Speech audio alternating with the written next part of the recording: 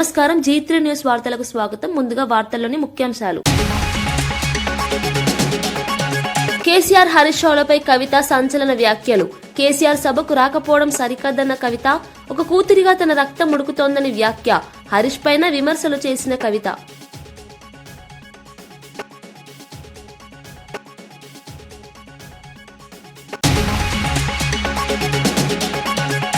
మాజీ సర్పంచుల బిల్లులు చెల్లించక ఇబ్బందులు సృష్టిస్తున్నారని రఘునందన్ రావు ఆరోపణ. అభివృద్ధి పనులకు అప్పులు తెచ్చిన సర్పంచులకు అన్యాయం, గ్రామ పాలనను నిర్వీర్యం చేస్తుందని రఘునందన్ విమర్శ. పెండింగ్ బిల్లులు వెంటనే విడుదల చేయాలని డిమాండ్.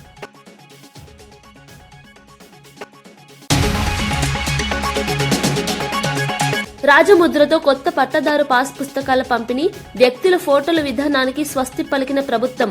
భూ యాజమాన్యానికి చట్టబద్ధ గుర్తింపు కల్పింపు, రైతులకు వేగంగా పంపిణీ పూర్తి చేయాలని ఆదేశాలు.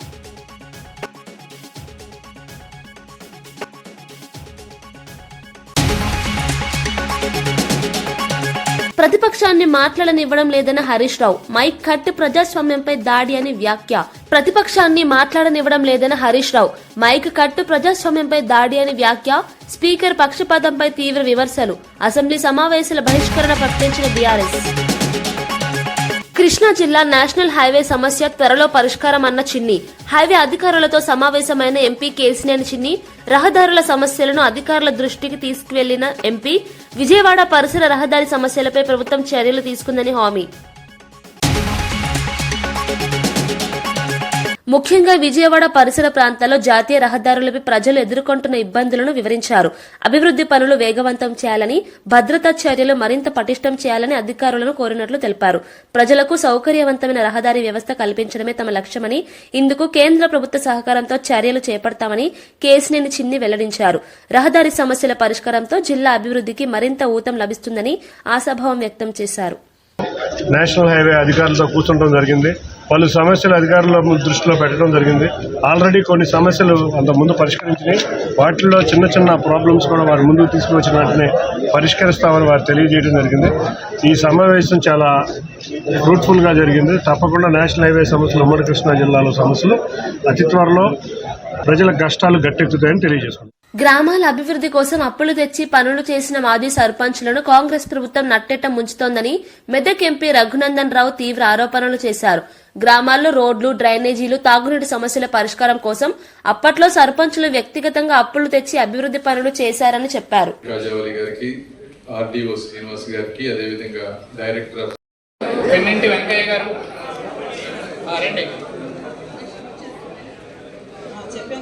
శివశంకరరావు గారు పిన్నింటి రండి. శివశంకరరావు వట్టి చెరుకూరులో అనంతవరపాడు వట్టి చెరుకూరు గారికి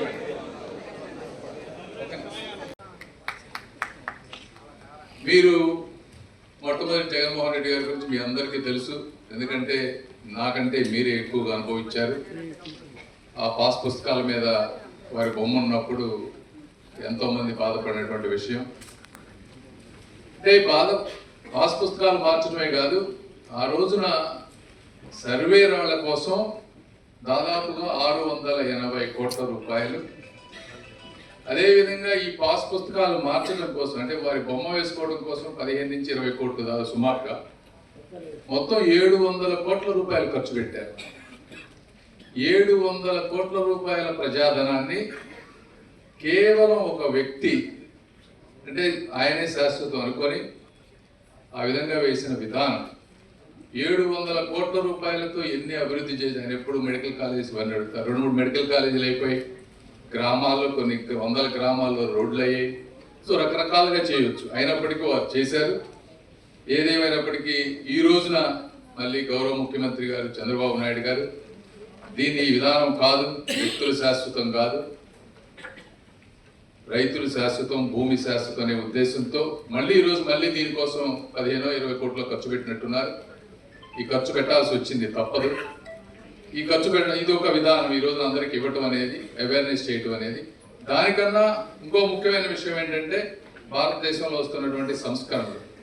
ఈ ల్యాండ్ రికార్డ్స్ అనే డిపార్ట్మెంట్ నాకెందే ఉంది రూరల్ డెవలప్మెంట్లోనే. మేమే చాలా కొన్ని తీసుకొస్తా ఉన్నాం.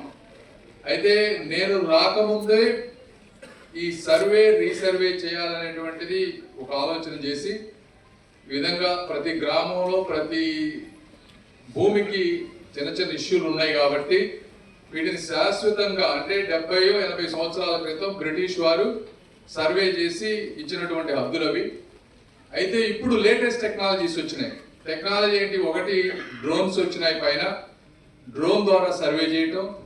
రెండోది ఇంతకుముందు చైన్స్ పెట్టి కొలిచేవాళ్ళు, అలా కాకుండా రోవర్స్ పెట్టి కరెక్ట్గా స్పాట్ని ఐడెంటిఫై చేసి 2 నుంచి 3 సెంటీమీటర్ల లోపు హద్దులు ఇబ్బంది లేకుండా చేసి ఒకసారి పరిపూర్ణంగా దేశం మొత్తం సర్వే చేసి ఈ రికార్డులన్నీ డిజిటలైజ్ చేసి వీటన్నిటినీ సెంట్రల్ గవర్నమెంట్ రాష్ట్రంలోనే కాకుండా సెంట్రల్ బాడీస్ కింద ముందు అర్బన్ బాడీస్కి ఇలాంటిది లేదు. ఇవి 2 ప్రోగ్రామ్స్ తీసుకొచ్చి గ్రామాల్లో ఇవన్నీ చేయబట్టి మా డిపార్ట్మెంట్ ఆంధ్రప్రదేశ్ ఇందులో నంబర్ 1 గా ఉంది. 490 కోట్ల రూపాయలు మనం ఇది చేయడం వల్ల, ఈ గ్రామాల్లో ఈ సర్వే చేయడం వల్ల రాష్ట్రానికి ఇన్సెంటివ్ గా కూడా డబ్బులు తీసుకున్నాం. మనం వేరే రాష్ట్రం ఏది కూడా ఇంతవరకు ముందుకొచ్చి ఇంత అద్భుతంగా చేయలేదు. అయితే ప్రభుత్వం మారిన తర్వాత ఆ బిల్లులను విడుదల చేయకుండా సర్పంచ్లను ఆర్థికంగా ఇబ్బందులకు గురి చేస్తున్నారని విమర్శించారు. అభివృద్ధి పనులు చేసిన వారిని ఆదుకోవాల్సిన బాధ్యత ప్రభుత్వానిదేనని ఆయన గుర్తు చేశారు. గ్రామ స్థాయిలో పాలనను నిర్వీర్యం చేసే విధంగా ప్రభుత్వం వ్యవహరిస్తోందని మండిపడ్డారు. వెంటనే పెండింగ్ బిల్లులు చెల్లించి మాజీ సర్పంచ్లకు న్యాయం చేయాలని డిమాండ్ చేశారు.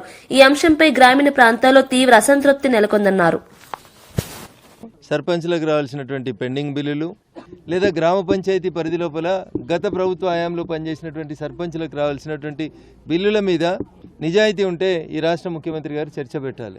ఏమంటారు? అసెంబ్లీ స్టార్ట్ కాగానే ఎన్ని రోజులైనా చర్చిస్తాం, ఎన్ని సమస్యలైనా చర్చిస్తాం, కానీ అసలు సమస్య మాట్లాడుకున్నట్టు పక్కకు పెట్టి వ్యక్తిగతంగా బూతులు తిట్టుకునే కార్యక్రమానికి అసెంబ్లీని వేదిక చేయొద్దని రాష్ట్ర ప్రభుత్వానికి ప్రతిపక్ష నాయకులకు ఇద్దరు కూడా నేను అప్పీల్ చేస్తా ఉన్నా. వేడుకలు చేయడానికేమో 1000 కోట్లు ఖర్చు పెడతారు, ఫ్యూచర్ సిటీ కట్టడానికేమో 1,00,000 కోట్లు అని చెప్తారు. సర్పంచ్కి 10 లక్షలు బిల్లు ఇయ్యరా బాబు అంటే సర్పంచ్లకు బిల్లులు ఇచ్చేటువంటి స్తోమత లేకుండా కాంగ్రెస్ ప్రభుత్వం పోతా ఉంది. ఇది దురదృష్టకరం. ఈ సీజన్లో యూరియా కొరత లేదని వ్యవసాయ శాఖ మంత్రి తుమ్మల నాగేశ్వరరావు స్పష్టం చేశారు. కొన్ని యూరియా కేంద్రాల్లో రైతులు ఆతృతతో షాపులు తెరవకముందే లైన్లలో నిలబడుతున్నారని, దాన్ని కొందరు కావాలని రాజకీయంగా మలుస్తున్నారని ఆరోపించారు. ప్రభుత్వ గోదాములు, డీలర్ల వద్ద అవసరమైనంత యూరియా నిల్వలు ఉన్నాయని తెలిపారు. రైతులు ఆందోళన చెందాల్సిన అవసరం లేదని, వ్యవసాయ శాఖ పరిస్థితిని నిరంతరం పర్యవేక్షిస్తుందన్నారు. యూరియా పంపిణీ విషయంలో ఎక్కడైనా ఇబ్బందులుంటే అధికారుల దృష్టికి తీసుకురావాలని కోరారు. రైతుల అవసరాలకు అనుగుణంగా సరఫరా కొనసాగుతుందని హామీ ఇచ్చారు. యూరియా అంశాన్ని రాజకీయం చేయడం సరికాదని మంత్రి హెచ్చరించారు. ద్వారా యూరియా ఈ రాష్ట్ర రైతాంగానికి సప్లై చేయడానికి రాష్ట్ర ప్రభుత్వం సిద్ధంగా ఉంది. ఈ రోజు కూడా ఇంకా 2 లక్షల టన్నులు బఫర్ స్టాకు ఈ రాష్ట్రంలో మార్కెట్ దగ్గర ఉంది అధ్యక్ష. కాబట్టి ఎక్కడో 15-20 వేల సెంటర్లలో 2-3 సెంటర్లలో రైతులు ఆదుర్దాపడో లేకపోతే కావాలనో షాప్ ఓపెన్ చేయకముందే వెళ్ళి క్యూలో నుంచుంటే దాన్ని రాజకీయం చేసి పబ్బం గడుపుకోవాలంటే అది సాధ్యం కాదు. మూసీ నది సుందరీకరణ ప్రాజెక్టును 5 జోన్లుగా విభజించినట్లు మంత్రి శ్రీధర్ బాబు వెల్లడించారు. తొలి విడతగా 21 కిలోమీటర్ల మేర చేపట్టే పనులకు 4 వారాల్లో డీపీఆర్ సిద్దం చేస్తామని తెలిపారు. ఈ ప్రాజెక్టును 2 ఏళ్లలో పూర్తి చేయడమే లక్ష్యంగా ప్రభుత్వం ముందుకు వెళ్తోందన్నారు. మూసీ నది పునరుజ్జీవనం ద్వారా హైదరాబాద్ నగర ముఖ చిత్రమే మారుతుందని ధీమా వ్యక్తం చేశారు. పర్యావరణ పరిరక్షణతో పాటు నగర ప్రజలకు మెరుగైన జీవన ప్రమాణాలు అందించడమే ఈ ప్రాజెక్టు ఉద్దేశమని వివరించారు. డ్రైనేజీ, మురుగునీటి శుద్ది, గ్రీన్ బెల్ట్స్ ఏర్పాటు వంటి అంశాలపై ప్రత్యేక దృష్టి సారిస్తామని చెప్పారు. మూసీ ప్రాజెక్టు హైదరాబాద్ కు గర్వకారణంగా నిలుస్తుందని మంత్రి తెలిపారు. Lots of exercise has been done. Now the DPR is on the process and DPR will be completed in next 4 weeks. And we are hopeful and we are taking very serious steps that the works will begin in February, March of 2026. And we have a plan, but at any cost, the Zone 1 should be completed by 2 years. Zone 1. Zone 1 is, phase 1 is 1 kilometer. अब बताया वो Anantagiri Hills से 21 kilometers till Gandhi, this thing. Gruhajyothi పథకం ద్వారా 52.82 లక్షల కుటుంబాలు లబ్ది పొందుతున్నాయని deputy CM Bhatti Vikramarka వెల్లడించారు. 200 యూనిట్ల వరకు ఉచిత విద్యుత్ అందించే ఈ పథకం ద్వారా రాష్ట్ర ప్రభుత్వం ఇప్పటి వరకు 3,593.17 కోట్లను విద్యుత్ సంస్థలకు చెల్లించిందని శాసన మండలిలో తెలిపారు. ఎస్పీడీసీఎల్ పరిధిలో 25.35 లక్షల కుటుంబాలు, ఎన్పీడీసీఎల్ పరిధిలో 27.46 లక్షల కుటుంబాలు లబ్ది పొందుతున్నాయని వివరించారు. పేద మధ్య తరగతి కుటుంబాలపై విద్యుత్ భారం తగ్గించడమే ప్రభుత్వ లక్ష్యమన్నారు. సంక్షేమ పథకాలను ఆర్థిక క్రమశిక్షణతో అమలు చేస్తున్నామని స్పష్టం చేశారు. గృహజ్యోతి పథకం ప్రజల్లో మంచి స్పందన పొందుతోందని తెలిపారు. ఇప్పుడున్నటువంటి ప్రభుత్వం ఈ 200 యూనిట్ల వరకు పెద్ద ఎత్తున రాష్ట్ర వ్యాప్తంగా అమలు చేస్తున్నటువంటి మాట వాస్తవం అధ్యక్ష. ఒక కుటుంబాన్ని యూనిట్గా తీసుకొని ఇస్తున్నాం కాబట్టి మహిళలందరికీ వర్తిస్తున్నట్టే ఇది 200 యూనిట్ లోపల వాడకందారులందరికీ. సో దీనికి సంబంధించి ఎస్పీడీసీఎల్లో రాష్ట్రాల్లో ఉన్నటువంటి 2 డిస్కంలు ఎస్పీడీసీఎల్ పరిధి, ఎన్పీడీసీఎల్ పరిధి 2గా విభజన చేయబడి ఉన్నటువంటి రాష్ట్రంలో ఎస్పీడీసీఎల్ కింద 25,35,560 కుటుంబాలకి ఈ 200 యూనిట్ల ఉచిత కరెంటుని ప్రతి నెల జీరో బిల్లు ఇస్తూ ఆ జీరో బిల్లు సంబంధించినటువంటి లబ్ధిదారులు కట్టాల్సిన బిల్లుల్ని ఆ లబ్ధిదారుల తరఫున రాష్ట్ర ప్రభుత్వం విద్యుత్ శాఖకి నేరుగా నిధులు చెల్లిస్తూ ఉన్నాం. అట్లాగే ఎన్పీడీసీఎల్లో కూడా 27,46,938 కుటుంబాలకి ఈ 200 యూనిట్ల ఉచిత కరెంటుని అమలు చేస్తూ ఉన్నాం. మొత్తంగా వెరసి రాష్ట్రంలో 52,82,498 కుటుంబాలు ఈ 200 యూనిట్ల విద్యుత్ శాఖకు సంబంధించి ఉచితంగా ఈరోజు లబ్ధి పొందుతూ ఉన్నారు. దీనికి సంబంధించి 3/2024 నుండి 12/2025 వరకు రాష్ట్ర ప్రభుత్వం మొత్తంగా దీనికైనటువంటి ఖర్చు కట్టింది 3,593.17 కోట్లు. ఈ రాష్ట్ర ప్రజలందరూ 200 యూనిట్లు వాడకందారులందరి తరఫున విద్యుత్ శాఖకి రాష్ట్ర ప్రభుత్వం భరించినటువంటి భారం అధ్యక్ష. ఇది రాష్ట్ర ప్రభుత్వం ఎక్కడ ఇబ్బంది లేకుండా ప్రతి నెల టెన్షన్గా అమలు చేస్తూ ముందుకు పోతున్నాం అధ్యక్ష. దీనివల్ల పెద్ద ఎత్తున పేద మధ్యతరగతి కుటుంబాలకి ఈ 3,993,500 యూరియా లెక్కలపై స్పష్టత ఇస్తూ బీఆర్ఎస్ చేస్తున్న గోబెల్స్ ప్రచారానికి చెక్ పెట్టామని ఎంపీ చామల కిరణ్ కుమార్ రెడ్డి తెలిపారు. రాష్ట్రంలో యూరియా నిల్వలు, సరఫరా వివరాలను అధికారిక గణాంకాలతో వెల్లడించారు. రైతుల్లో భయాందోళనలు సృష్టించేందుకు ప్రతిపక్షం తప్పుడు ప్రచారం చేస్తోందని ఆరోపించారు. ప్రభుత్వం వద్ద అవసరమైనంత యూరియా నిల్వలున్నాయని, సరఫరాలో ఎలాంటి అంతరాయం లేదని స్పష్టం చేశారు. వ్యవసాయ శాఖ కేంద్ర ప్రభుత్వంతో సమన్వయం చేసుకుంటూ ముందస్తు చర్యలు తీసుకుంటున్నామని తెలిపారు. రైతులు అపోహాలకు గురి కావద్దని సూచించారు. యూరియా అంశాన్ని రాజకీయ లాభాల కోసం వాడుకోవడం సరికాదని ఆయన విమర్శించారు. పక్కన మేము న్యాయం, ధర్మం కోసం మేము పోరాటం చేస్తాం. మాకు పోరాట పట్టిమ ఉంది అని చెప్తాం. చేయండి పోరాటం. ప్రజా సమస్యల మీద, వాస్తవాల మీద పోరాటం చేయండి. మీరేదైతే మీ బావగారు గోదావరి, కృష్ణా జలాల మీద తప్పుడు ప్రచారం, మీరు ఈరోజు వచ్చి ఆఖరికి రైతుల యూరియా మీద తప్పుడు ప్రచారం చేసే ప్రయత్నం చేస్తున్నారు. ఓ పక్కన యూరియా మీద మాట్లాడుతున్నారు, ఇంకో పక్కన కాంగ్రెస్, బీజేపీ కలిసి బీఆర్ఎస్ పార్టీని భూస్థాపితం చేయాలనుకుంటున్నాయి. తెలంగాణ ప్రజలకు తెలుసు ఎవరిని ఎవరు భూస్థాపితం చేయాలనుకుర్రో. ఎవరికి 8 పార్లమెంట్ సీట్లు ఇప్పించి గుండు సున్నా కావాలని వాళ్ళంతా వాళ్ళు అవయదానం చేసి పార్టీలో గుండు సున్నా తెచ్చుకున్నారు. కాబట్టి నేను ఒకటే చెప్తున్నా, ఈ రోజు కూడా మీకు యూరియా గురించి నేను, ఎందుకంటే మీరు తప్పుడు ప్రచారం చేస్తున్నారు కాబట్టి తెలంగాణ సమాజం ముందు ఒక పార్లమెంట్ సభ్యునిగా వాస్తవాలు పెట్టదలుచుకున్నాం. యూరియా కోసం మేము రోజు పోరాటం చేసినాం. రోజు మకర్ద్వార్ దగ్గర కూడా ధర్నా చేసి మరీ నడ్డా గారి దగ్గర నుంచి మనకు యూరియా తెప్పించినాం. 2014 తర్వాత ఈ తెలంగాణ రాష్ట్రంలో ఉన్నటువంటి రైతాంగానికి 2014 తర్వాత 2024-25 సంవత్సరానికి వానాకాల పంటకు 9.66 లక్షల మెట్రిక్ టన్నుల యూరియాను తీసుకొచ్చి రావడం జరిగింది. ఇది నేను చెప్పేది స్టాటిస్టిక్స్. ఇది వానాకాలం. యాసంగికి 10.41 లక్షల మెట్రిక్ టన్నులు. ఈ 24-25కు సంబంధించిన వానాకాలానికి, యాసంగికి మొత్తం 2014 నుంచి 2025 24 బలహీన వర్గాల అభివృద్ధికి సమగ్ర ప్రణాళికతో ప్రభుత్వం ముందుకు వెళ్తోందని మంత్రి పొన్నం ప్రభాకర్ తెలిపారు. బీసీ, ఎస్సీ, ఎస్టీ వర్గాల విద్యకు ప్రభుత్వం అత్యున్నత ప్రాధాన్యత ఇస్తుందని స్పష్టం చేశారు. త్వరలో బీసీ ప్రజాప్రతినిధులతో ప్రత్యేక సమావేశం ఏర్పాటు చేసి వారి సమస్యలు, సూచనలు తీసుకుంటామని చెప్పారు. ఆత్మగౌరవ భవనాల అంశంపై కూడా త్వరలో నిర్ణయం తీసుకుంటామని వెల్లడించారు. బలహీన వర్గాలు ఆర్థికంగా, సామాజికంగా ఎదగడమే ప్రభుత్వ లక్ష్యమని తెలిపారు. సంక్షేమ పథకాలు కేవలం ప్రకటనలకే పరిమితం కాకుండా క్షేత్రస్థాయిలో అమలు అయ్యేలా చర్యలు తీసుకుంటున్నామని చెప్పారు. ప్రతి వర్గానికి న్యాయం జరిగేలా ప్రభుత్వం బాధ్యతగా పనిచేస్తోందని మంత్రి పొన్నం ప్రభాకర్ పేర్కొన్నారు. కేటాయించిన మాట వాస్తవమే, కానీ స్థలాలను అభివృద్ధి చేసుకోవడానికి కూడా కోట్లాది రూపాయలు అవసరమయ్యేటువంటి పరిస్థితి స్థలాలు ఉన్నాయి. నెంబర్ 1. అయినప్పటికీ వాటిని ఆ స్థలాల కేటాయింపు పట్ల వెల్కమ్ చేస్తూనే తప్పకుండా ఎస్డిఎఫ్ కింద నిధులు కేటాయించినటువంటి పేపర్ వరకే పరిమితమైంది. ₹1 కూడా వర్గాలు ఒక గొల్ల కుర్మకు సంబంధించినటువంటి వాళ్ళు గౌరవ మాజీ శాసనమండలి సభ్యుడు ఎగ్గెమల్లేశం గారు స్వయంగా నిధులు చేసుకొని కట్టుకోవడం తప్ప ప్రభుత్వ పరంగా ఎక్కడ కూడా ₹1 గతంలో పేపర్ వరకే పరిమితమైనటువంటి మాట యావత్ తెలంగాణ ప్రజలకు, కుల సంఘాలకు కూడా తెలుసు. మేము ఈ ప్రభుత్వం ఏర్పడ్డ తర్వాత బలహీన వర్గాల శాఖ మంత్రిగా అన్ని కుల సంఘాలకు సంబంధించిన సమావేశాలు ఏర్పాటు చేసుకొని వాళ్ళ ద్వారా వాటికి సంబంధించిన ఒక విశ్వాసం కలిగజేసే విధంగా ప్రణాళికలు తీసుకొని పోతా ఉన్నాం. వాస్తవంగా కొంత బడ్జెట్కు సంబంధించినటువంటి ఆర్థికపరమైన ఇబ్బందులు ఉన్నప్పటికీ బడ్జెట్ కేటాయింపులు, దాని తదుపరి ప్రైమరీగా ఎడ్యుకేషన్తో పాటుగా ఈ యొక్క అసోసియేషన్ సంఘాలకు సంబంధించినటువంటి స్కిల్ డెవలప్మెంట్ కావచ్చు, ఇతరత్ర ప్రోగ్రామ్స్ తీసుకోవడానికి చేసుకుంటున్నాం. దానికి సంబంధించి ఎక్కడ కూడా ప్రభుత్వం, మీరు వాళ్ళు చెప్తా ఉన్నారు బలహీన వర్గాలకు న్యాయం జరగాలి, బలహీన వర్గాలకు సంబంధించి 100% ఈ ప్రభుత్వం కాంగ్రెస్ పార్టీ సామాజిక న్యాయానికి కట్టుబడి ఉంది.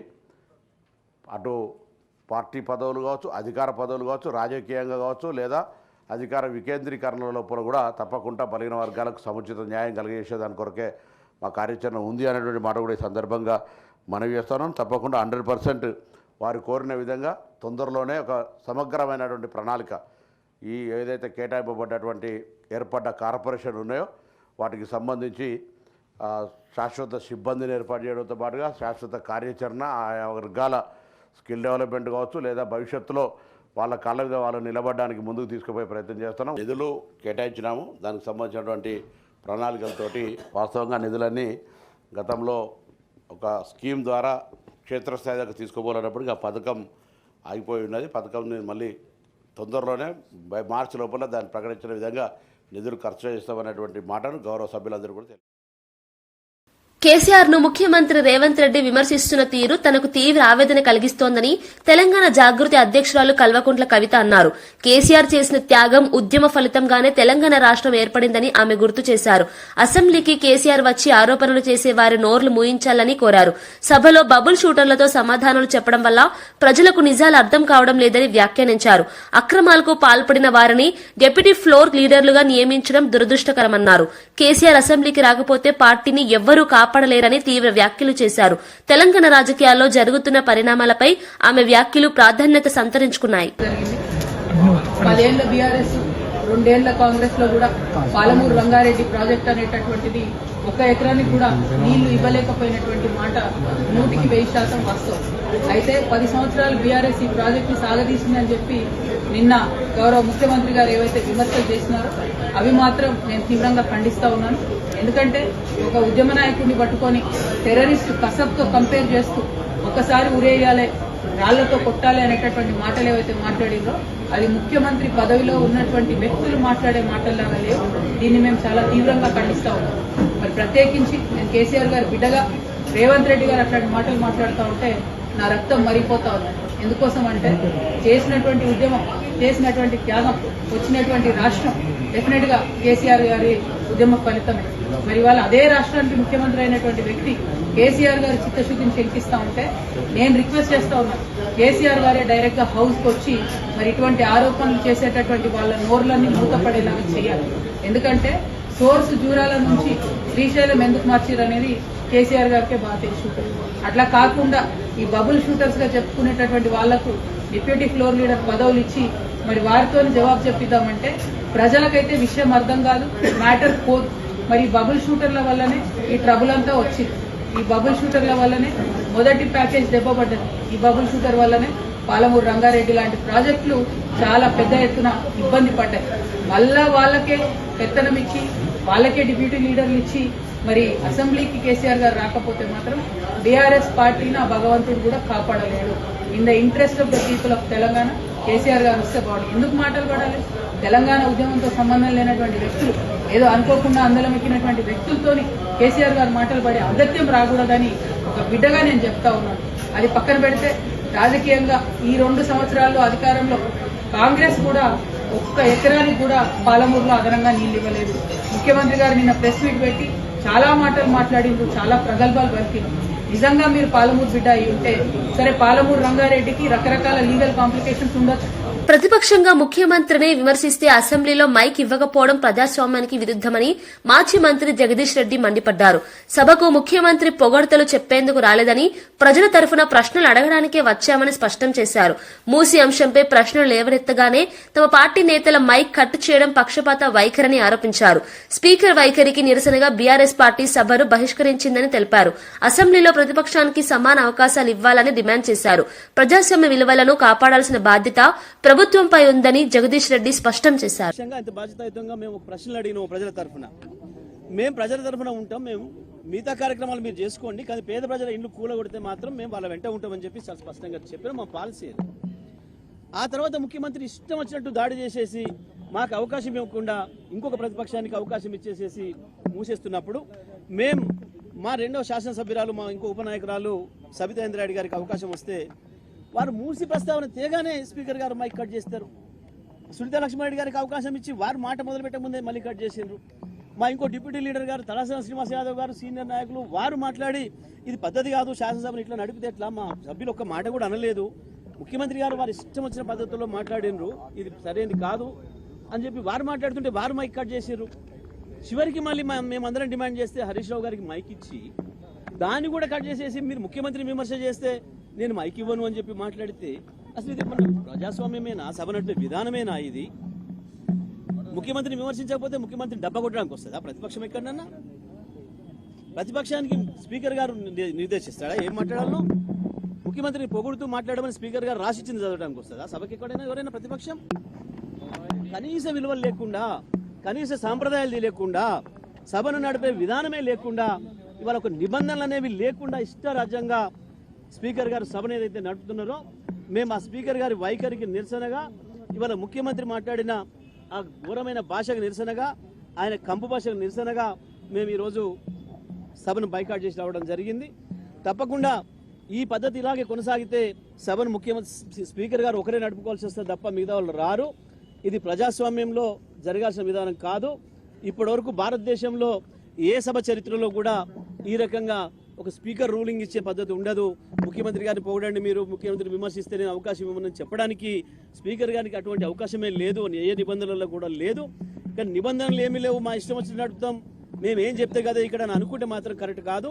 స్పీకర్ గారు కూడా నిబంధనలే ఉంటాయి, శాసనసభ నడపడానికి నిబంధనలు ఉంటాయి, తప్పకుండా నిబంధనల ప్రకారమే నడవాలి.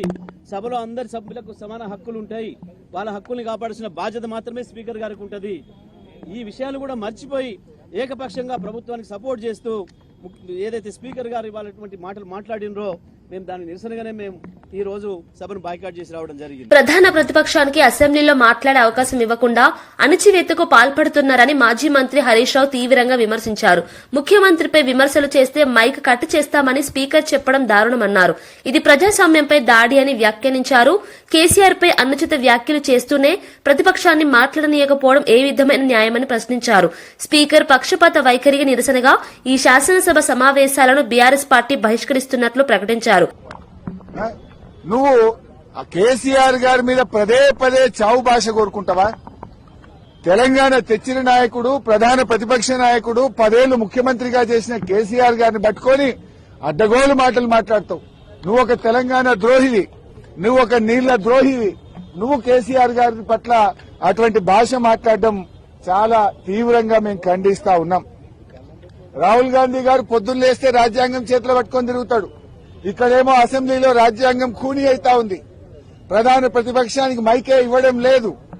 అందువల్ల మేమందరం కూడా ఇక ఈ శాసనసభలో కూర్చున్నా వేస్తూ మైక్ ఇవ్వకుండా ముఖ్యమంత్రిని తిట్టద్దంటాడు. స్పీకర్ గారు ఆన్ రికార్డ్ అక్కడ కూర్చొని మీరు ముఖ్యమంత్రి గారి మీద విమర్శ చేయొద్దు అంటాడు. అనొచ్చా అట్లా స్పీకర్? ముఖ్యమంత్రి గారి మీద మీరు మాట్లాడితే మీ మైక్ కట్ చేస్తా అంటాడు. మరి మేము ఉండేందుకు అసెంబ్లీలో?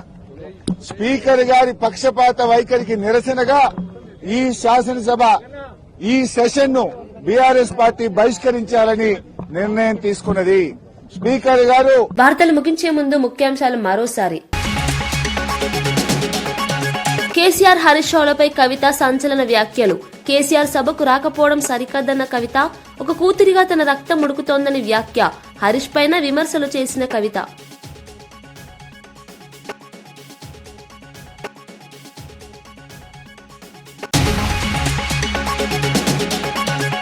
మాజీ సర్పంచుల బిల్లులు చెల్లించక ఇబ్బందులు సృష్టిస్తున్నారని రఘునందన్ రావు ఆరోపణ. అభివృద్ధి పనులకు అప్పులు తెచ్చిన సర్పంచ్లకు అన్యాయం, గ్రామ పాలనను నిర్వీర్యం చేస్తుందని రఘునందన్ విమర్శ. పెండింగ్ బిల్లులు వెంటనే విడుదల చేయాలని డిమాండ్.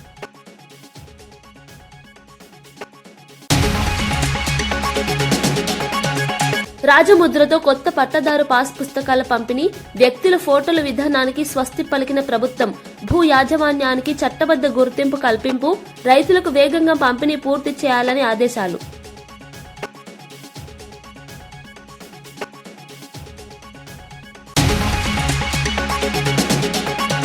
ప్రతిపక్షాన్ని మాట్లాడనివ్వడం లేదన్న హరీష్ రావు, మైక్ కట్ ప్రజాస్వామ్యంపై దాడి అని వ్యాఖ్య.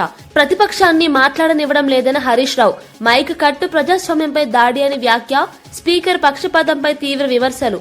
అసెంబ్లీ సమావేశాల బహిష్కరణ ప్రకటించిన బీఆర్ఎస్. కృష్ణా జిల్లా నేషనల్ హైవే సమస్య త్వరలో పరిష్కారం అన్న చిన్ని. హైవే అధికారులతో సమావేశమైన ఎంపీ కేసినేని చిన్ని. రహదారుల సమస్యలను అధికారుల దృష్టికి తీసుకువెళ్లిన ఎంపీ. విజయవాడ పరిసర రహదారి సమస్యలపై ప్రభుత్వం చర్యలు తీసుకుందని హామీ. ఇవి ఈనాటి వార్తా విశేషాలు. మరో బులెటిన్లో మళ్లీ కలుద్దాం. నమస్కారం.